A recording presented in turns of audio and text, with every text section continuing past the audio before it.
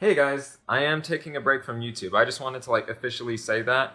I know I haven't uploaded in a little while, but yeah, I'll be back in a few months to uploading. I need some time away. See you guys later.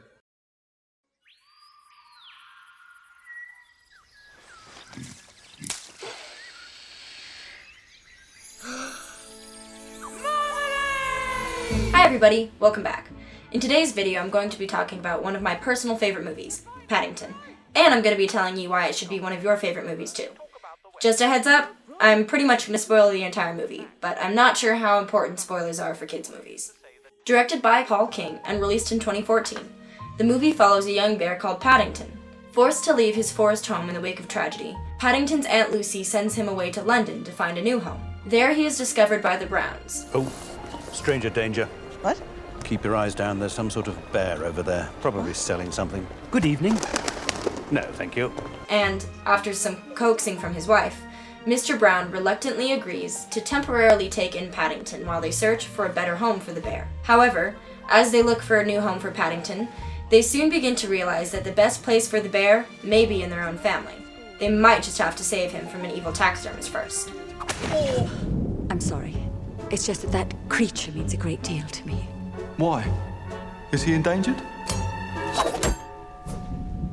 He is now. The best part of this movie is, of course, Paddington himself. Clumsy, naively kind, and always optimistic, Paddington frequently finds himself overwhelmed and confused by the strange aspects of life in London.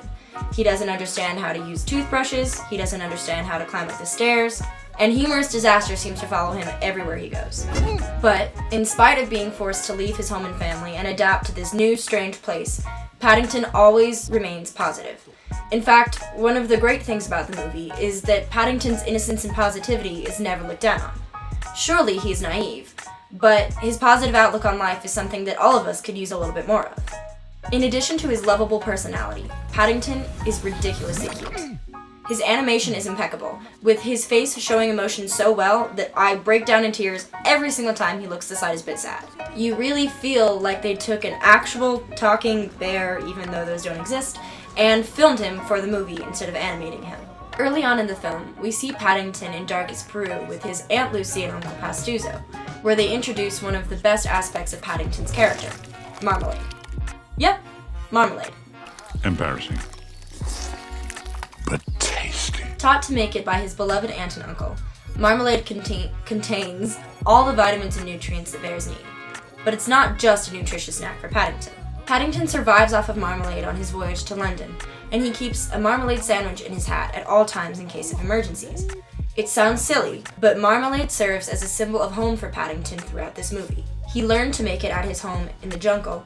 He brought it with him to London as a piece of home to take with him, and by the end of the movie, we see him sharing that piece of home with the Browns. The final scene of the Browns making marmalade together with Paddington is a symbol that, at last, Paddington has found his home in London. Home. The entirety of the Brown family is excellently written and cast, but I think when talking about this movie, it's essential to talk about Mr. Brown. Henry Brown, portrayed by Hugh Bonneville, is the middle-aged risk analyst patriarch of the Brown family. I just need to add something to my home insurance policy. Well, what it is we have a guest for the night, a bear, and I just needed some extra cover for any Yes, a bear. The most reluctant to bring Paddington in, Mr. Brown is described by his son as boring and annoying. And, well, the shoe seems to fit. Mr. Brown is neurotic and forever worrying about the dangers that may be lurking around every corner in life. Could you be careful? There's a baby here. Could you step back? There's a baby coming through. Could you keep those flowers away, please? She's too young for pollen.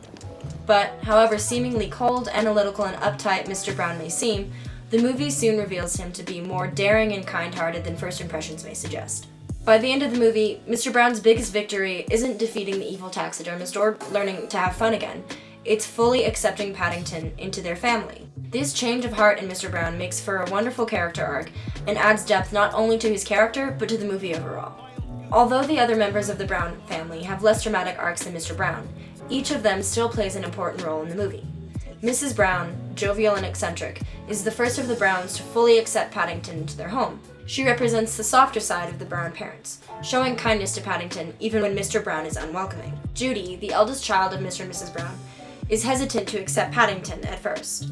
She has just started at a new school, and already feeling that she doesn't fit in, is afraid that befriending a bear will only alienate her more. However, after realizing that she and Paddington aren't so different in their fears, she comes to accept him and befriend him. Wonderful pronunciation. Jonathan, the younger child of the Browns, quickly accepts Paddington and bonds with him over his love of mechanical toys and tinkering. And lastly, Mrs. Bird serves as the wise old sage of the Brown family. She reminds the Brown children that their father isn't quite as boring and annoying as they think he is, and rebukes Mr. Brown when his neuroticism blinds him. Basically, she's Gandalf, if Gandalf was an old Scottish lady with creaky knees and hundreds of vacuum cleaners.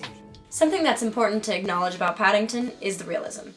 I mean, it's a movie about a talking baby bear who wears a hat, believes in manners, and eats copious amounts of fucking marmalade. So, most of you probably don't need it to be said that this movie is extremely unrealistic. However, for those of you who like to bitch about unrealistic aspects in children's movies, this part's for you. The people of London walk right past this talking bear as though it's completely normal. The evil taxidermist is equipped with gadgets and skills of James Bond, and nearly physically impossible chain reactions often land Paddington in questionable circumstances. With all of that being said, none of these unrealistic elements detract from the film. Even the villain of the movie, a taxidermist with a vengeance determined to stuff Paddington and add him to her collection, is quite corny at times. But the movie knows that. They acknowledge it, and they work with it. Sabotage. It never feels out of place, especially for a movie about a talking baby bear. Sure, the villain isn't entirely necessary to the plot of the film, but her corny presence solidifies the over-the-top, playful feel of the movie, and adds a twist to the predictable events of the Browns eventually accepting Paddington into their family.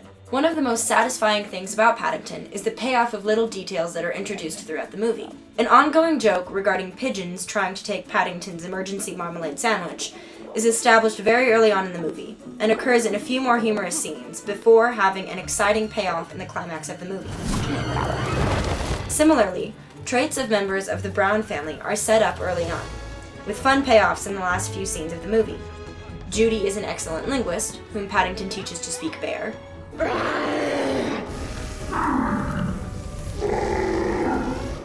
He's going for the room! Jonathan is great with mechanical and chemistry-oriented projects, and Mrs. Bird has an impressive collection of vacuums. Another element of Paddington that makes it so much higher quality than the average children's movie is the humor. There are a lot of jokes in this movie that would go right over the heads of younger audiences, or at least are a bit more grown up than the typical bathroom humor seen in a lot of kids' movies. She is learning Chinese. Could you tell me the way to the central business district? So she can run away and start a small business. I have been accused of insider trading and require legal representation. Mr. Brown's dialogue delivers some of the best jokes in the movie, as he frequently references obscure statistics at his children to discourage reckless behavior. Jonathan, don't even think about it. 34% of pre-breakfast accidents involve banisters. But Paddington just... I don't care what Paddington just... For parents and older children alike, this humor is both relatable and comical. Some jokes in the movie are made more effective by being referenced later on. It's jokeception, if you will, and it's really effective. The movie also uses clever editing to tell some of its jokes. Like an orphanage. Most notably in a scene where the Browns discuss where to send Paddington. Not an orphanage. It would be more like an institution for young souls whose parents have, sadly, passed on. And the editing of this movie doesn't only enhance the humor, it also enhances the visual storytelling.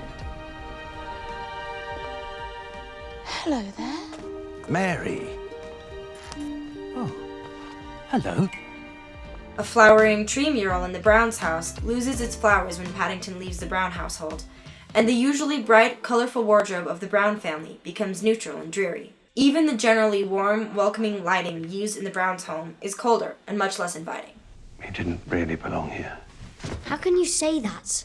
Perhaps one of the strongest elements of this movie is the theme of finding one's place in the world and truly fitting in. Paddington, a young bear in a big city filled with people who view the world very differently than he does, struggles to see how he could ever call a place so strange and confusing home. After being rejected over and over at the train station when looking for a family, Paddington sits down and wonders what he could possibly be doing wrong to cause everybody to reject him. He tries to appear presentable, greet the Londoners in the way that they greet each other, but he still can't seem to fit in. This is incredibly relatable for a lot of people. It certainly is for me. Being somewhere where you don't feel like you belong can often cause you to question yourself and wonder what you're doing wrong, when in reality, you're not doing anything wrong. You're just a bear trying to act like a Londoner. Paddington says at the end of the movie that he still doesn't quite fit in with the people of London, but that he's alright with that, because being different, being a bear, has turned out to be a good thing after all. I will never be like other people, but that's all right, because I am a bear. A bear called Paddington. At some point, everyone will face the stress of being an outsider and feeling like they don't belong. But Paddington reminds us that it's okay to be an outsider, and that even outsiders can find their place. This movie is genuinely heartwarming, and it reminds the viewers that we could all stand to be a little bit more like Paddington. Hannah, Optimistic. oh my god, I found this Paddington meme that I have to show you. It's really funny.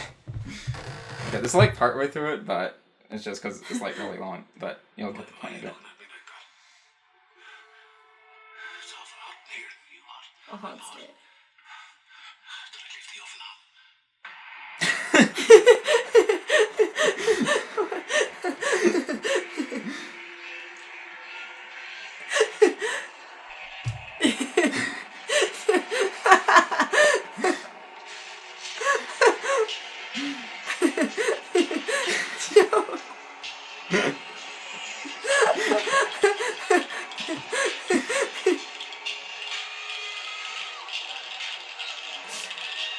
How did you find it?